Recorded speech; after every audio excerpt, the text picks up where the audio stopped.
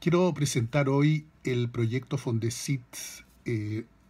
11-807-46 sobre capitalismo académico, la gobernanza del capitalismo académico y la calidad de las instituciones de educación superior. Proyecto Fondesit cuyo equipo responsable es quien habla, José Joaquín Brunner, coordinador del proyecto, junto con los profesores Francisco Ganga, de la Universidad de Osorno, de Los Lagos, Emilio Rodríguez Ponce, profesor investigador y hoy día además rector de la Universidad de Tarapacá, y Julio Labraña, que me acompaña a mí en el Centro de Políticas Comparadas de Educación de la Universidad Diego Portales, y con el involucramiento también en este proyecto de la Cátedra UNESCO de Políticas Comparadas de Educación Superior, que tiene su sede en ese centro de la Facultad de Educación de la UDP. Queremos en este proyecto básicamente y en primer lugar examinar la teoría del capitalismo académico, que ha venido desarrollándose desde fines de los años 1990, de los 90 en adelante, que surge en la Universidad de Arizona, con tres bien conocidos autores en el campo de la sociología y de la economía de la educación superior, Leslie Slaughter, también Gary Rhodes, Sheila Slaughter, Gary Rhodes y Leslie, autores en esos años entre fines de los 90 y comienzo y mediados de los inicios de los 2000, de dos obras muy fundamentales en el análisis de los fenómenos contemporáneos de la educación superior, que ellos llamaron y dieron origen a esta Theory of Academic Capitalism, que desde ahí ha venido expandiéndose por diversos países, primero del bloque anglosajón, luego también en los países nórdicos y en varios otros de Europa, y que ha comenzado en la última década a ser también recibido en América Latina. Fundamentalmente hay gentes trabajando, colegas nuestros trabajando en México, en Brasil, en Perú, en Colombia, y también acá en Chile, interesado en esta teoría. Nos interesa en primer lugar, como decía, examinar la arquitectura conceptual de esta teoría, que nace como una respuesta, en realidad, a las transformaciones que estaba experimentando en Estados Unidos y en menor medida también en Inglaterra, Australia y Canadá inicialmente, el trabajo académico en las grandes research universities de esos países. De ahí tiene su primer impulso esta teoría, que buscaba responder a esta nueva práctica que implicaba a las autoridades universitarias, a sus administradores, a académicos y a estudiantes, en responder a demandas externas a la propia universidad, procesadas a través de los mercados, mercado de demanda estudiantil, mercado de posiciones académicas, mercados de prestigio muy fundamentalmente, mercados de recursos, etc. Entonces, queremos ver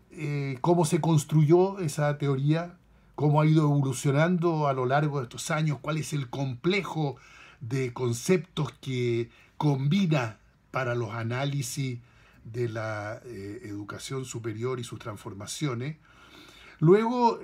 estudiar en estos años también la recepción de esa teoría en América Latina. Ver cómo nuestros investigadores del campo de la educación superior en esta región han abordado y han utilizado esta teoría, cómo la han recibido, aprovechando de, obviamente, examinar el proceso de circulación de ideas, y de circulación en este caso de teoría, que es algo tan interesante y fundamental en el campo de la educación superior, y mirar, digamos, cómo está siendo traducida y luego aplicada al análisis de fenómenos propios de América Latina en el cambio de la transformación de nuestra propia educación superior y ver cómo se compatibilizan dos realidades tan distintas, aquella desde la cual surge la teoría del capitalismo académico, que tiene mucho que ver, como ya decía, con fenómenos de investigación y de las reacciones de los investigadores y la investigación en todos los campos de la ciencia a las nuevas demandas de una sociedad de conocimiento, de una economía basada en el conocimiento, la comercialización de productos y de servicios de conocimiento, cómo esa teoría, nacida de esa circunstancia, es luego traducida y aplicada en América Latina, donde efectivamente los fenómenos de capitalismo académico son bien distintos. Acá, dentro de nuestro amplio universo de más de 4.000 universidades, la mayor parte de ellas son instituciones básicas o puramente docentes. Responden, por lo tanto, a otras lógicas de funcionamiento, y entonces queremos ver cómo desde nuevas condiciones de organización de los sistemas de educación superior, con sus propias tradiciones, sus formas de institucionalización, sus mecanismos de gobernanza, etcétera, cómo se ha venido leyendo y utilizando esta teoría. Para finalmente abordar el tercero y tema muy central, por cierto, en nuestra investigación, que es cómo se viene desarrollando y qué significa en Chile y también en América Latina el capitalismo académico en una región donde efectivamente el capitalismo académico encuentra una suerte de laboratorio, de laboratorio práctico, donde las políticas y las propias instituciones de educación superior han tenido que enfrentar fenómenos de mercadización, en el sentido de que los mercados juegan un papel muy importante en la coordinación de los sistemas. Son impulsados estos fenómenos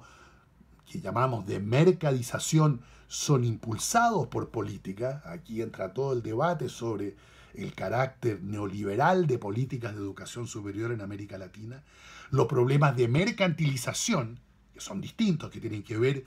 con el ingreso de la educación superior como un bien que es comercializable a través de mercados en el campo de la educación superior, donde por tanto, en la medida que significan una acumulación de capital no solamente para el conjunto de la sociedad, sino también para los individuos, hay una gran discusión sobre los retornos a esa inversión, los retornos privados, y por lo tanto el ingreso de la educación superior como mercancía, así por decir, a los circuitos de los mercados, en este caso de servicios educacionales. Y luego fenómenos de privatización en términos de cómo los privados participan tan importantemente en América Latina en la provisión de la educación superior y en el financiamiento de la educación superior. Piense si hoy día más del 50% de la matrícula de educación superior está siendo provista por instituciones privadas, y en torno a la mitad o algo menos de los recursos que financian a la educación superior provienen directamente de los estudiantes, sus familias y de otras entidades privadas, sea o no con subsidio de parte del presupuesto nacional, de parte del Estado. Entonces, queremos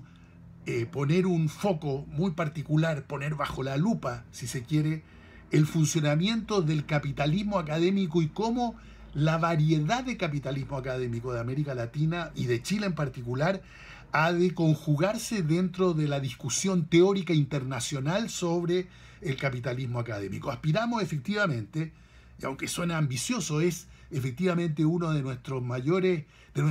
preocupaciones, es caracterizar esto que en términos típicos ideales se llama una economía política del capitalismo académico hoy día en el mundo contemporáneo. Pero ciertamente hay variedades de capitalismo académico muy distintas en países latinoamericanos en relación a los países asiáticos o a los países centrales del norte, Estados Unidos, con su propia variedad muy intensamente expuesta a los mercados distintos de las variedades de países europeos, por ejemplo, de los países nórdicos con su vieja tradición social democrática. Y queremos invitar a muchos a participar en esta empresa, que es una empresa de suyo colectiva, que nace con el apoyo de dos universidades estatales regionales y de la Universidad Diego Portales, que queremos compartir como empresa intelectual con muchas más universidades e investigadores en el país.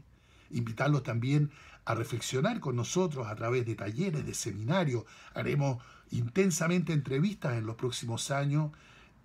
a lo largo del país en las universidades para conocer cómo las autoridades universitarias, los cuerpos directivos intermedios, hoy día altamente profesionalizados de las universidades, los jefes de unidades académicas, desde decanos hasta jefes de departamento, los profesores, obviamente, los académicos, investigadores y docentes de todo tipo de la universidad, y los estudiantes, cómo cada uno de estos segmentos entiende y reacciona frente a los fenómenos propios del capitalismo académico. Usamos, por tanto, el término, y termino con esto, de una manera estrictamente propia de la economía política, la sociología y la ciencia política que estudian los fenómenos de transformación de la educación superior. No hay aquí una toma de partido como quien dijera, bueno, este es un proyecto para tratar de impulsar determinado tipo de fenómenos de mercado en la educación superior. Sería un completo error pensar que eso es lo que nos interesa. Todo lo contrario. Queremos escudriñar, queremos entender, queremos ver cuáles son las dinámicas de estos procesos de capitalismo académico hoy día tan poderosos, tan dinámicos, tan fuertes, tan destructivos en muchos aspectos, tan creativos en otros, que están teniendo lugar en muchas partes del mundo, que están siendo estudiados con extremo cuidado por investigadores en el norte, ya decían los países anglosajones, pero hoy día también en múltiples países del Asia, por ejemplo. Es muy interesante la literatura sobre capitalismo académico hoy día en China, o en Malasia, o en Hong Kong. Son efectivamente polos de creación y de generación de conocimiento que nosotros debemos considerar comparativamente para los estudios que hagamos dentro de la región de América Latina, que ciertamente tiene el privilegio de ser un lugar donde estas experiencias, con sus características propias, han tenido un intenso desarrollo durante los últimos años, y nos ha parecido al grupo que estamos comprometidos con este proyecto que son fenómenos que merecen una atención mucho más sistemática, metodológicamente mucho más rigurosa, y un debate en profundidad, de modo tal de entender lo que está ocurriendo con estos fenómenos, cómo son gobernados, tanto a nivel de los sistemas nacionales como de las instituciones, y cómo están afectando el funcionamiento, la efectividad, la pertinencia, la calidad de nuestras instituciones universitarias. En fin, reitero, este es un invitado a participar con nosotros en este proyecto, que esperamos tener una respuesta de muchos colegas a lo largo del país.